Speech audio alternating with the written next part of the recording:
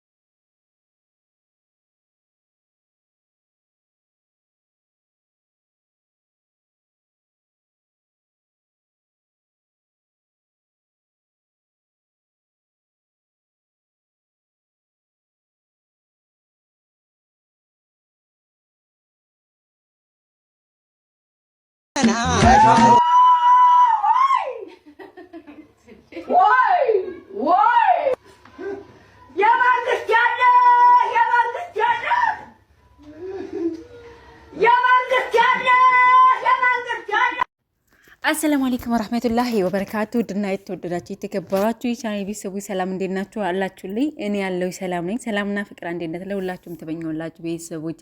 ዛሬ በአዲስ ቪዲዮ መጥቻለሁ። እንስቃለን፣ አይተናል፣ ሰምተናል፣ አንፈርድም፣ ፍርዱን ለፈጣሪ እንተዋለን ማለት ነው።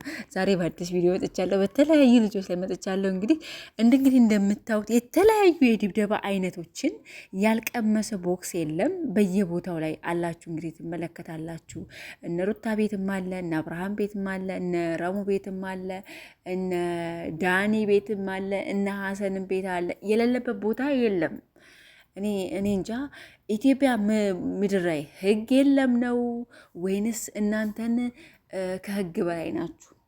ደግሞ እኮ ደማላችሁ እኮ ትደማላችሁ እኮ። ያም ይተፋል፣ ያም ይደማል፣ ያም ጥፊ ይመታል፣ ያም ቦክስ ይመታል፣ ያም በጠረባ ይመታል ማለት ነው። ከዛ ደግሞ እኛ እዚህ ስደት ዓለም ላይ ያለ ነው አድናቂዎች በዘወይ ከአድናቂዎች ነፃ የሆኑ ልጆች ማን እንደሆኑ ነገ በቀጣይ ያሳያቸዋል። በጣም ምርጥዬዎች በ27 ቪዲዮ 200,000 የገቡ ልጆች ምርጥ ልጆች አሉ ከዚህ መሀል ማለት ነው። እነሱን አያቀላቅልም። አንድም አድናቂ የላቸው። ብቻ ሁሉም ወዳጆች ናቸው። የሁሉም ወዳጆች ናቸው። ሁሉም ሰው አክባሪ ማለት የሚያከብሩ ናቸው፣ የሚከበሩ ናቸው። እኛ ግን አድናቂ የተባልን ያላቸው ልጆች አድናቂ የተባሉ የቻናል ባለቤት የሆኑ ልጆች በየጊዜው ይጣላሉ፣ ይደባደባሉ፣ የሚያስጠላ ቃላት ይወራወራሉ። የሰው ልጅ ራሳችሁን የምታስከብሩት ራሳችሁ ናችሁ። ስለ እናንተ ክብር ተመልካች አያገባውም። ራሳችሁ ትጨነቁለት ይገባል። ማንም ተመልካች ለምን በክብሩ ይመጣል? ለምን በክብሩ ይመጣል?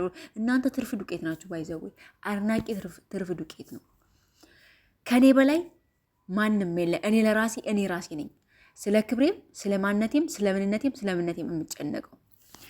እናንተ ግን እኛ እንመስላችሁ፣ እኛ የእናንተን ህይወት እንኖርላችሁ፣ እኛ በቃ እንደፈለግን እናሽከርክራችሁ። እኛ የምትባሉ የቻናል ባለቤቶች በኦዲየንሶቻችሁ ላይ በጣም እየተጫወታችሁ እንደሆነ እንዳትረሱ ማለት ነው። እኔ ትናንትንም ተናግሬያለሁ፣ ዛሬም እናገራለሁ።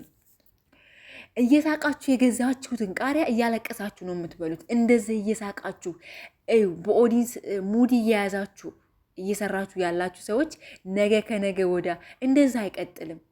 ህይወት አልጋ ባልጋ አትቀጥልም።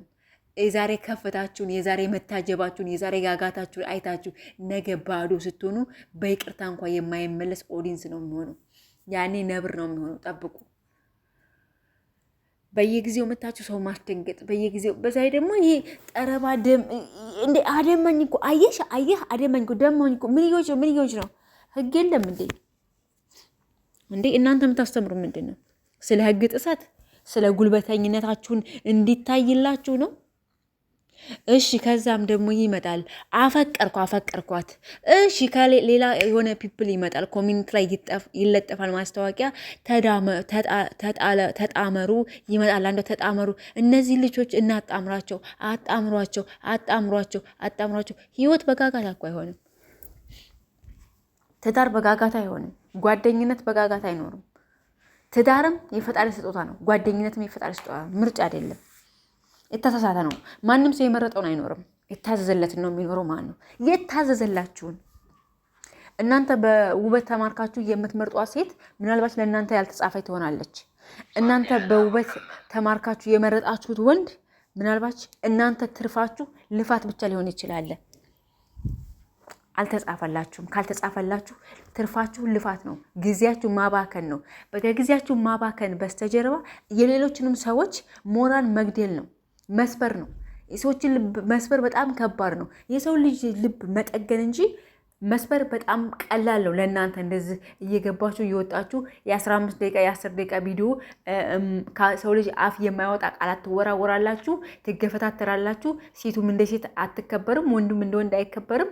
አርናቂ ያለ በእናንተ ቤት ስትመጡ ያጅባችኋል። ከትናንት ወዲያ አንድ ጥሩ ቪዲዮ ከሰራችሁ ለሳምንት እኝኝኝ ትላላችሁ። የወደደ ልብ ይጠላል። ልንገራችሁ፣ ብልጥ ሰው ከጎረቤቱ ይማራል። ለምሳሌ ልስጣችሁ።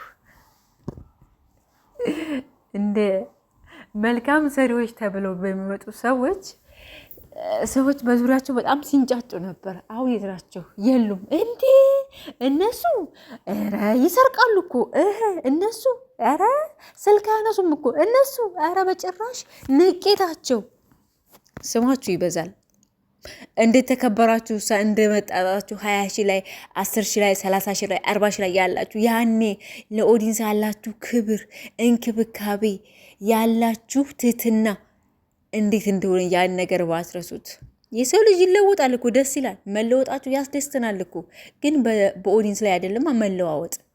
ሰርታችሁ መለወጣችሁ ያስደስታል። ወጣትነታችሁን ስትጠቀሙበት ስናይ ደስተኛ ነን። እኛ በስደት ዓለም ላይ ያለን እድሜያችንን በስደት ዓለም ላይ ነው።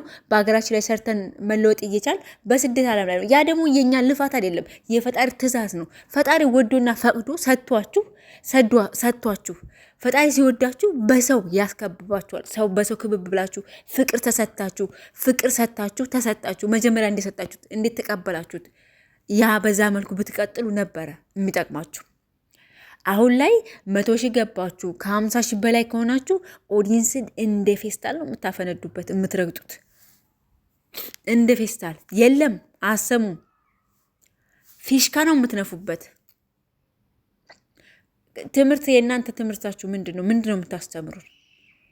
የመጀመሪያ ትምህርት እየተማርኩ ያሉት የህግ ጥሰትን ነው። በቃ ማንም ጀግና የሆነ ጓደኛ መጥቶ ተባባሪ ድብደባ።